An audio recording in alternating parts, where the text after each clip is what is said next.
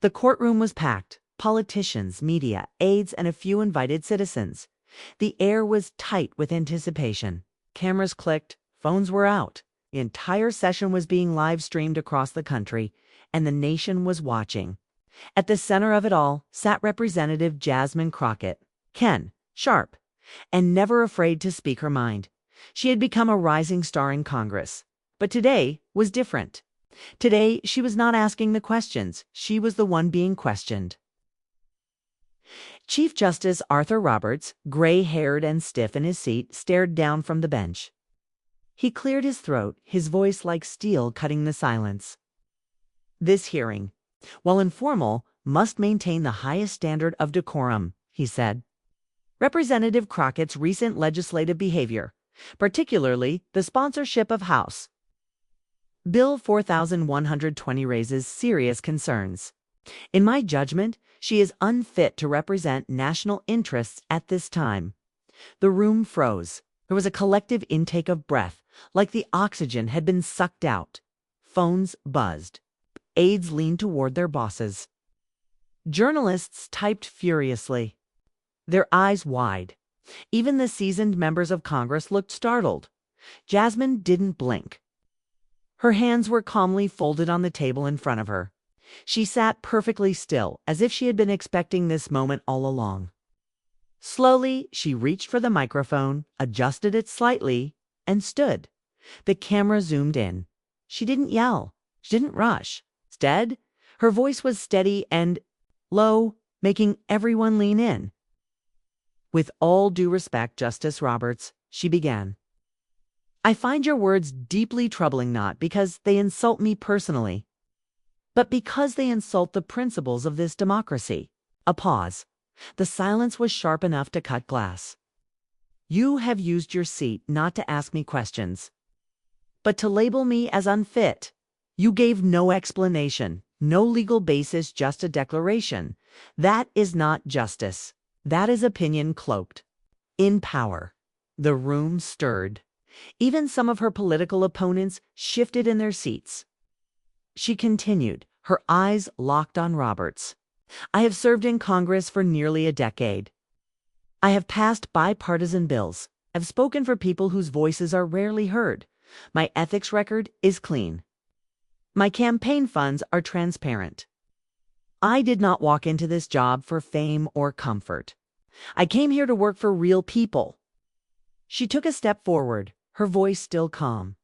Now let's talk about House Bill 4120, the one that caused all this trouble.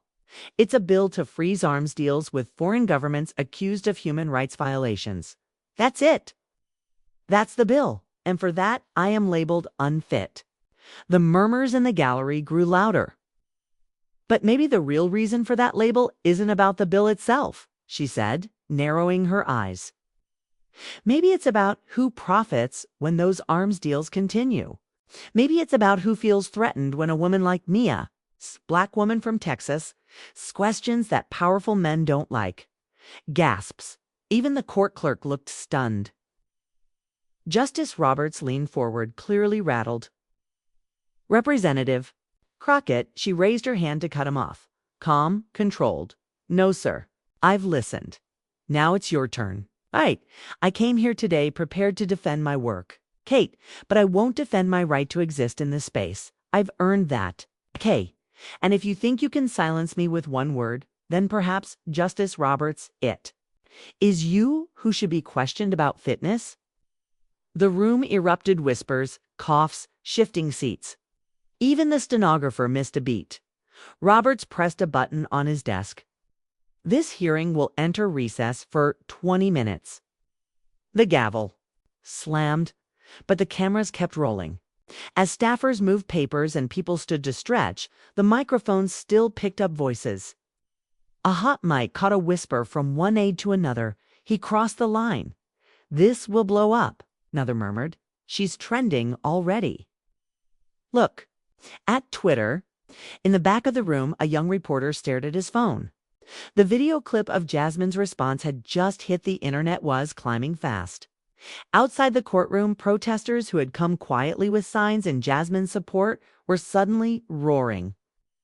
Journalists rushed outside to grab sound bites. Something had shifted. Something big. Inside, Jasmine remained standing. She turned to one of her aides and said softly, "He wanted to shut me down. He just turned me up." Across the courtroom, Justice Roberts sat motionless, his eyes on the bench, jaw tight. He didn't speak. He didn't move. But the cameras caught the faintest twitch of his mouth, a sign. He knew he had gone too far. In 20 minutes, the hearing would resume, but the story had already begun. The courtroom reopened exactly 20 minutes later, but everything felt different now. What had started as a quiet ethics hearing was now national news. Outside the federal building, protesters' chants grew louder. Inside, the air crackled with tension and something else, uncertainty. Cameras blinked red across the room. The network banners read, "Crockett versus Roberts, Washington in shock." Justice Roberts returned to his seat, avoiding Jasmine Crockett's eyes. She sat calmly, flipping through a binder, acting as if she hadn't just dropped a political moments earlier. But beneath her calm surface, she could feel the weight of what she'd said and the danger it might invite. Meanwhile, across the city, in a quiet newsroom, veteran investigative reporter Lena Morales was already chasing leads. She'd heard rumors for weeks that Chief Justice Roberts had conflicts tied to foreign lobbying. Now, Jasmine's bold statement had cracked the door open. Lena's editor walked up to her desk. "Dig into Robert's finances. Start with his family. Defense contracts, foreign investments, follow the smoke." Lena nodded, already opening old case files. If there was dirt, she'd find it. Back in the courtroom, Roberts tried to regain control.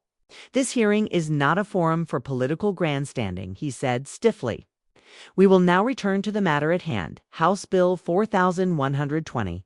He turned to Jasmine. "Representative Crockett, please explain why you supported a bill that risks U.S. alliances and potentially undermines national security." Jasmine didn't flinch.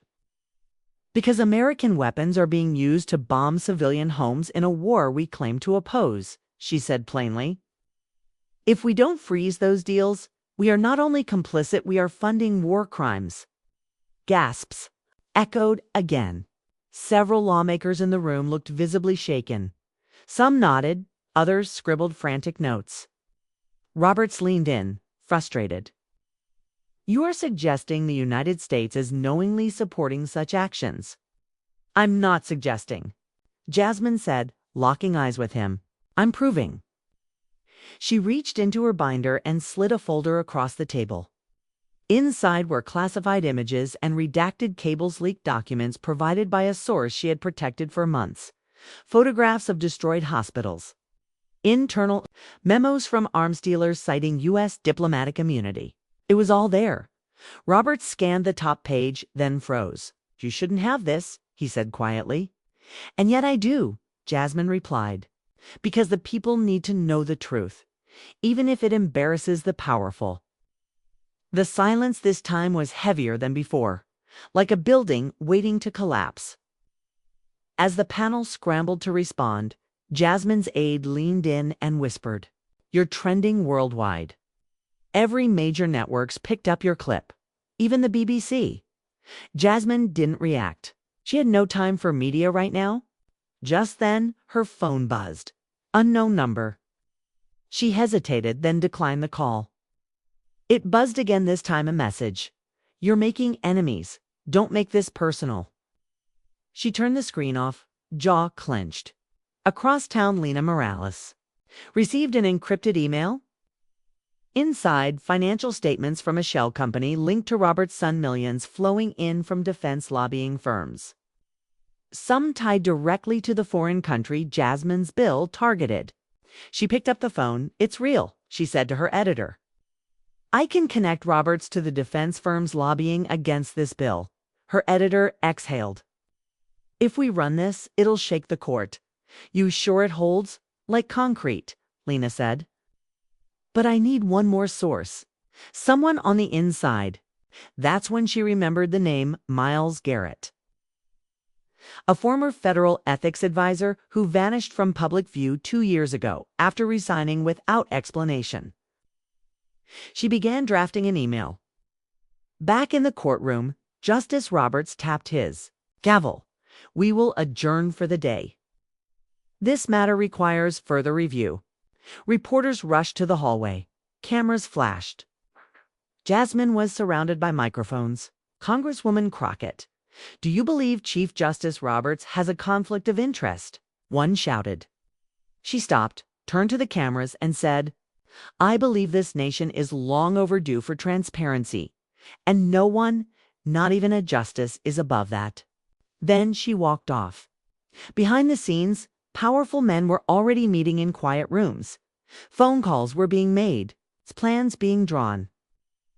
And in a D.C. apartment lit only by a single lamp, Miles Garrett opened his secure inbox for the first time. In months, there blinking was an email from Lena Morales. Subject, what you know could save this country. He hovered over the reply button. The game had changed now. Secrets were moving toward the light. The night's air outside the network studio was thick with humidity and tension. Inside, studio lights burned bright as Jasmine Crockett sat calmly in front of Anderson Clay, the sharp-tongued, seasoned anchor of Nation Hour Live. The cameras were moments from going live, and every major outlet had sent producers to watch. What began as a routine ethics hearing was now a national firestorm, and Clay was known for never pulling punches. Jasmine wore a navy suit and a look of quiet defiance. She didn't check her phone, she didn't sip water, she just stared forward, waiting. Clay looked at her, script in hand. This isn't going to be easy, he said without emotion. Don't do easy, she replied. The countdown began, 3, 2, 1. The red light clicked on. Good evening, America, Clay began. Tonight, we speak with a woman who shattered courtroom silence and ignited a political fire. Representative Jasmine Crockett, thank you for joining us. Jasmine nodded, glad to be here. Clay didn't waste time. Let's go straight to it. You called out a sitting Chief Justice on live television. You suggested he might be compromised? Is that political theater? Or something more dangerous? Jasmine leaned in. It's called telling the truth. I didn't go into that courtroom with an act. I went in with evidence, with questions, and with a responsibility to the people who sent me to Congress. I didn't pick this fight. Roberts did. Clay's eyebrows lifted slightly. You brought classified documents into a public hearing. Some say that alone is a breach of national security. She smiled faintly. And some say hiding those documents is a betrayal of the public. Which side of the line do you want to stand on? Clay nodded slowly, trying to remain neutral. You've become a symbol overnight for some, a hero. For others, a threat. Are you afraid of what comes next? Her tone turned steel. What I'm afraid of is silence. I'm afraid of the next arms deal made in secret. The next hospital bombed. The next lawmaker bought. So, no, I'm not afraid of what I said. I'm afraid of what happens when people stop asking questions. In the control room, producers stared wide at the feed. Social media mentions were exploding again.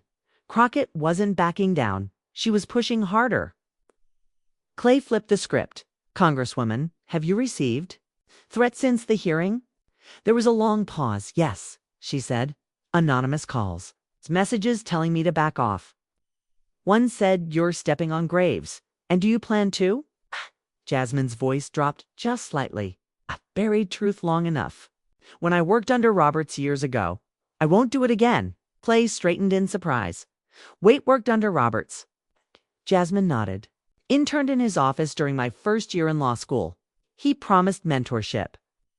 What I found was corruption, cover-ups, and a culture of intimidation. A ripple went through the studio. Clay glanced at his producer off camera, who was gesturing frantically.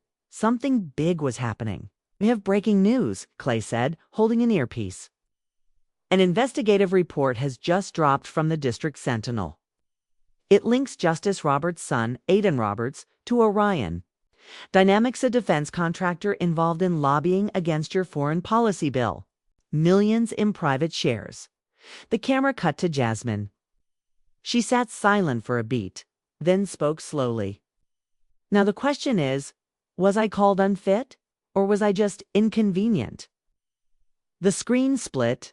One side Jasmine, on the other, headlines. Flashing, Roberts' conflict allegations explode, defense ties exposed, Crockett vindicated.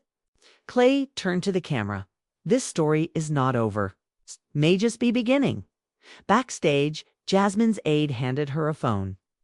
A text flashed from an unknown number again. You've gone too far this time. She handed the phone back without looking at it.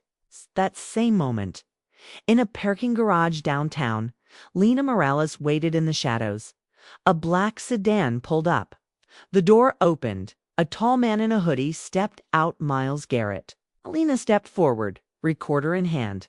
You worked in the Office of Government Ethics, she said. You buried a file about Robert's foreign financial connections 2 years ago? I need you to talk. Miles looked around nervously. They threatened my family. No.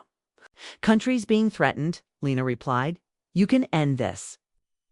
He looked down, conflicted. If I talk, I lose everything.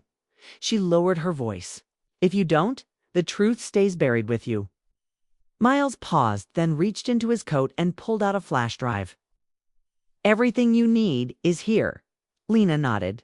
You've just rewritten history. Back in the studio, Jasmine stood to leave. Anderson Clay extended his hand, and for once, he didn't have a follow-up question.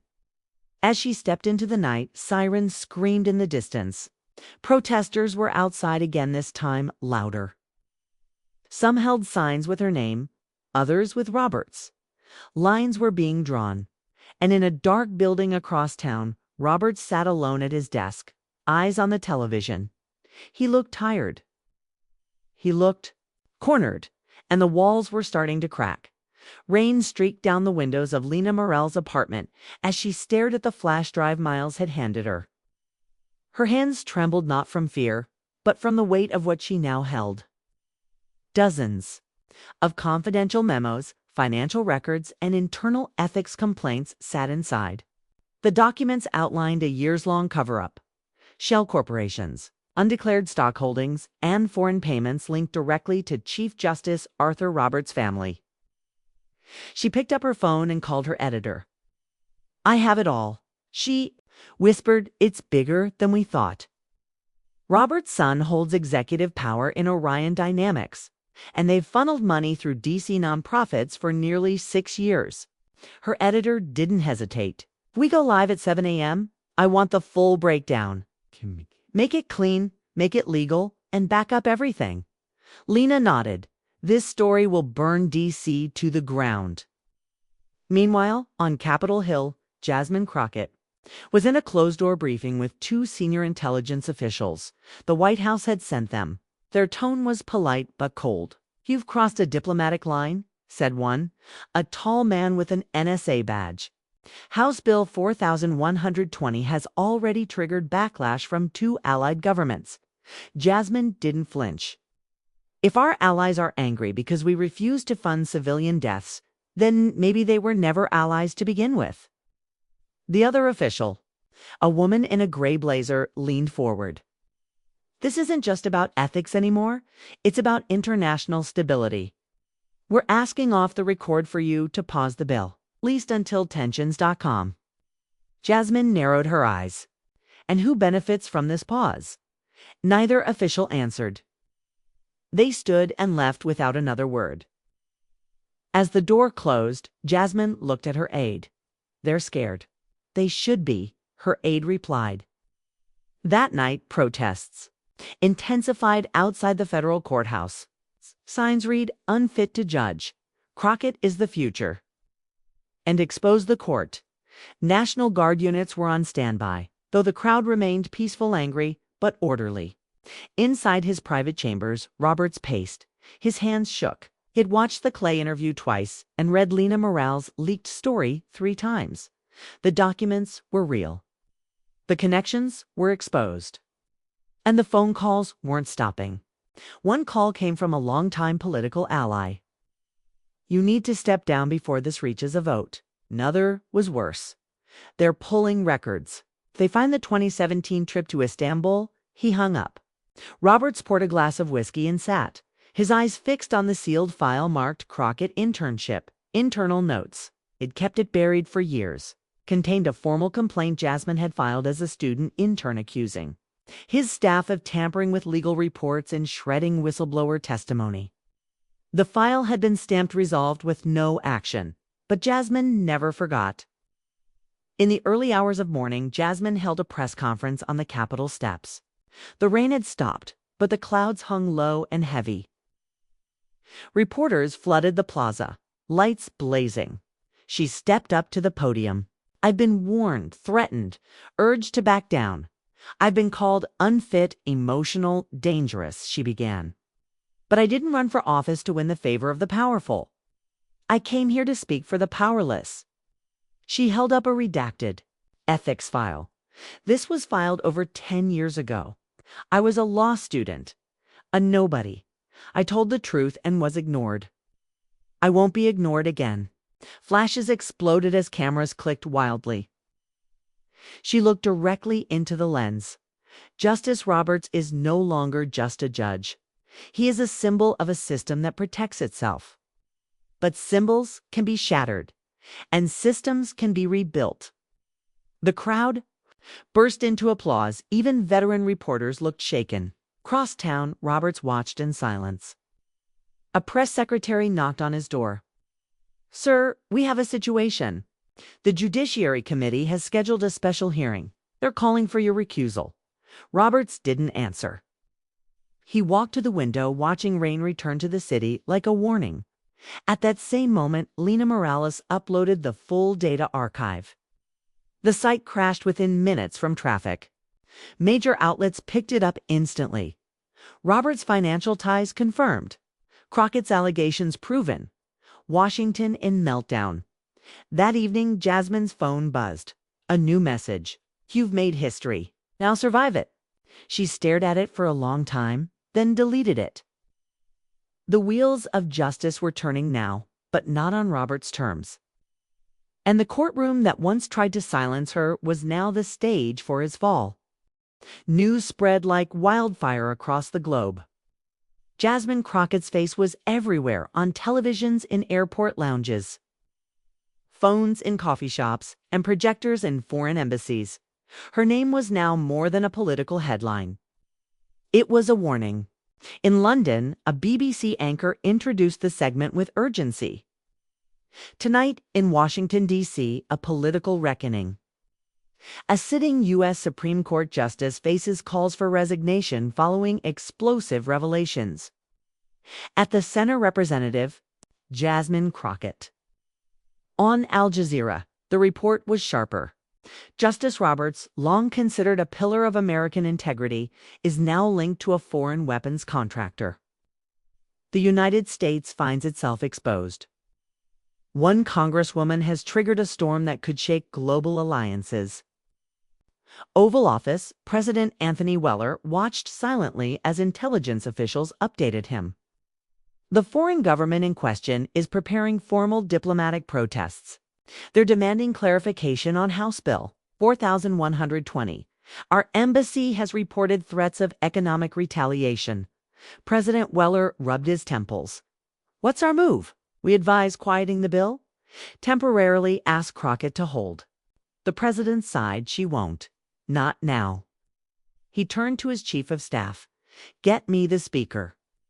We may need to think long term. If Roberts goes down, it won't end with him." That afternoon, Jasmine Crockett received an encrypted message from an overseas journalist based in The Hague. The message included a translation of classified files obtained from a defense watchdog agency, files that confirmed Orion Dynamics weapons were used in a village bombing 5 months ago. 17 children had died. She stared at the photos for a long time. Later that evening, she stood alone in her office window, looking out at the Capitol dome. "They're coming at me from everywhere now," she said quietly to her aide. "But none of them talk about the children. Not one. We'll talk about them. her aide replied. You already are. The next day, she was summoned for a private meeting with the president. In a secure room inside the White House, President Weller greeted her with a guarded smile. You've certainly shaken the foundations, Congresswoman. I didn't. Come to shake foundations, Jasmine replied. I came to fix them. I know, he said, and I respect that. But this build's escalating quickly. You've united people, yes, but not all the right ones. Intelligence reports suggest certain foreign actors are trying to stir unrest domestically because of this. Jasmine didn't blink. And what do you want me to do? Let Roberts off the hook because his scandal embarrasses our alliances. The president leaned forward. I'm asking for a pause. Let our team finish the investigation quietly. If we rush this, it could backfire. I don't have time for quiet, she said. Not when truth screams. The room fell silent. Then the president said something unexpected. There's something you should see. He passed her a file marked Top Secret. Inside were transcripts communications, intercepted between foreign diplomats and American defense contractors, discussing preemptive measures to discredit Jasmine. Smear campaigns, leaked false documents, threats to her family. They're not just trying to stop the bill, he said. They're trying to destroy you. Jasmine read every page. Her hands trembled, but she said nothing. When she looked up, her voice was steady. Then, they'll have to try harder. That night, she returned to the House chamber and took the floor without warning. The room quieted immediately. I was asked to slow down, she began. But justice doesn't slow down for convenience. She held up the photographs from The Hague. These are children. They died while playing. And our weapons did this. Her voice cracked, just once, then steadied again. I brought this bill because silence was costing lives. I was called unfit for doing the right thing. But I stand here today to say I'm not going anywhere. Not until this system remembers what it's supposed to serve people, not profit. Some lawmakers clapped, others sat frozen. The gallery erupted. That same night, Chief Justice Roberts' lawyers issued a public statement. He would be taking an indefinite leave pending review. It wasn't a resignation, not yet, but it was a crack in the wall. Meanwhile, Lena Morales published her next expose detailing connections between Orion Dynamics and multiple U.S. lawmakers. It named names. The House Ethics Committee announced emergency sessions. Okay? And in the shadows, the foreign state at the center of it all held a press conference. Denying involvement, but warning of consequences if the United States continued. What they called a political witch hunt. Across the world, lines were being drawn. And Jasmine Crockett had become a symbol of truth, of defiance. Of the cost of standing alone against a machine that never expected anyone to say no, but she had. And now, the storm was hers to walk through. The early morning sky over Washington was gray, heavy with summer rain. The streets around Capitol Hill were lined with barriers and patrols. Protesters returned, louder than ever. Some held handmade signs that read, "She spoke for us," while others demanded a full resignation from Roberts and an independent tribunal. The city was on edge. Inside the halls of Congress, Jasmine Crockett walked briskly, escorted by 2 Capitol Police officers. She was headed to a secure intelligence briefing requested by the House Oversight Committee. The air in the building was stiff. No small talk, no smiles. Everyone knew the stakes had changed. Jasmine had become the catalyst in a power game that now stretched far beyond her ethics bill. At the other end of the city, Lena Morales sat across from Miles Garrett in a small hotel conference room. He wore sunglasses despite the dim lights. His voice was steady, but his face showed fear. "You know, they're watching me," he said. "You know what I'm risking?" "I do," Lena replied. "And you know why it matters?" He nodded and slid over a folder thick with printed emails, internal memos, and sealed ethics records. Some pages bore Robert's own signature. Others revealed decisions made behind closed doors, sanctions ignored, complaints buried, and conflicts concealed. For years. One memo stood out. It was dated 2009. Jasmine Crockett's name was there. She'd filed a complaint against Robert's clerk for document tampering. The complaint had been marked resolved after intervention from Roberts himself. Lena's hands clenched around. "The page, she's been their target for over a decade," Miles whispered. "And they've failed every time." Back in the intelligence briefing, Jasmine listened as a CIA analyst projected images onto a screen, satellite photos, phone records, even wiretap transcripts. Foreign intelligence agencies had taken a keen interest in her, not just because of House Bill 4120, because of who she was becoming. A voice too loud to ignore.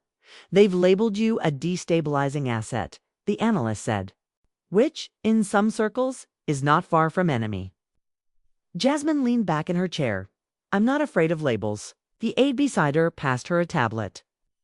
On the screen was a grainy photo, Justice Roberts entering a private jet. The metadata was from 12 hours ago. Destination, Geneva. "He's leaving?" she asked. The official cleared his throat. "We can't confirm permanently, but this isn't a vacation."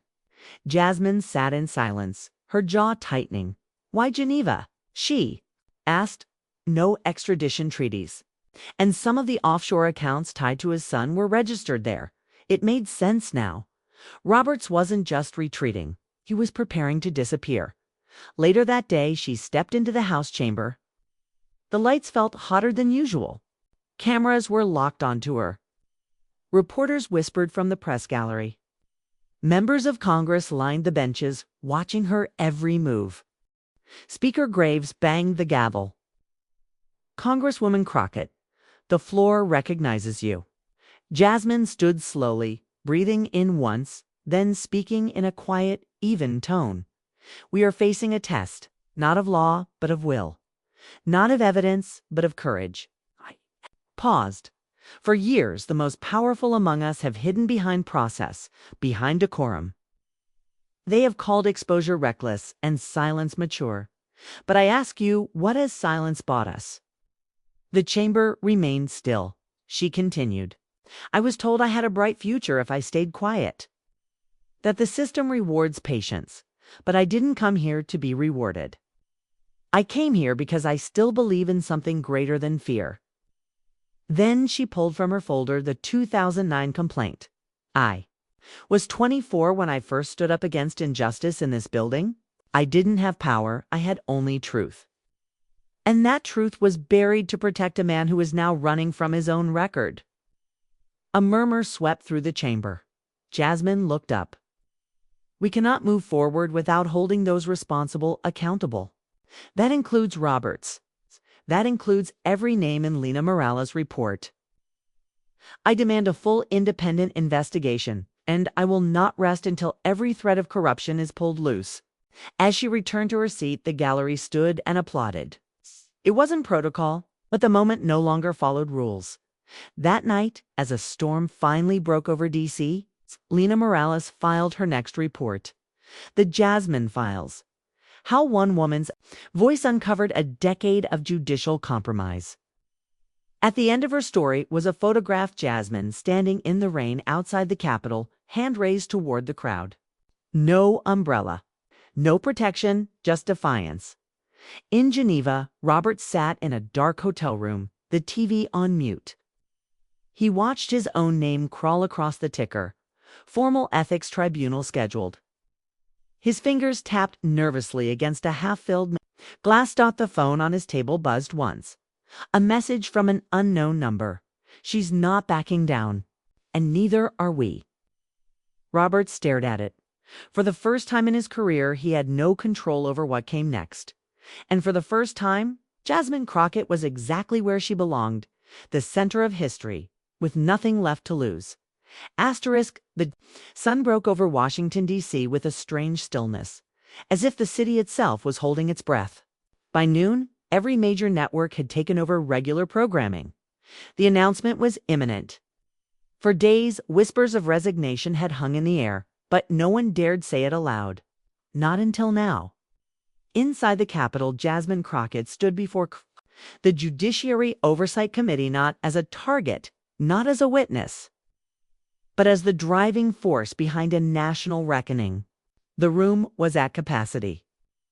Members of Congress who had once ignored her, dismissed her, even scorned her, now sat silently. The woman they tried to silence had become the storm they could no longer contain.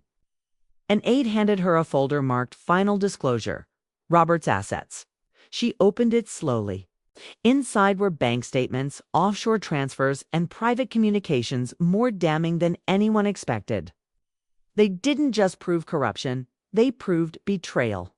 For years, Roberts had quietly undermined legislation designed to protect whistleblowers, regulate defense spending, and impose oversight on international deals. His power wasn't just legal, it was global. At 2 p.m. sharp, Speaker Graves called the chamber to order. The House recognizes Representative Jasmine Crockett. Jasmine rose from her seat. The cameras zoomed in. The room leaned forward. "This is not a victory speech," she began, "because nothing about this moment feels victorious." She held up the file. "This is the cost of ignoring warnings, the cost of protecting titles instead of people." She scanned the faces in the room. Some lowered their eyes.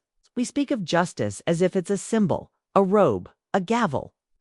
But justice is a mirror. It shows us who we really are when the lights go out and the doors close. And what we see in that mirror today should disturb us all. A pause. Justice Roberts did not fall in a single day. He fell because we stopped asking hard questions, because we allowed silence to become policy, because we believed that intelligence could replace integrity. She closed the folder, the sound of its flap echoing across the marble chamber. "But I believe something else too," she said. "I believe that this country still has the courage to look itself in the eye and say, 'We were wrong.' And now we fix it." The chamber for once was completely still. Then the Speaker spoke. "Pursuant to Rule 17, the House Ethics Tribunal has received formal notice Chief Justice Arthur Roberts has tendered his resignation." Gasps rippled across the room. On every screen across the nation, the chyron flashed. Breaking. Chief Justice Roberts resigns amid scandal. Outside, the crowd exploded into cheers. Some cried. Others stood silently, holding signs that now read, "We heard her." Roberts' statement was released moments later. Brief, legalistic, and cold. "I tender my resignation effective immediately. I believe the court must not be distracted by matters beyond its mission. I take full responsibility for my lapse in judgment." He never mentioned Jasmine, but he didn't have to. The world already knew whose voice had brought him down. Later that evening, Jasmine appeared on the steps of the Lincoln Memorial not for a press conference, not for a rally, but for a promise. She stood beneath the carved words of another American who dared to dream out loud.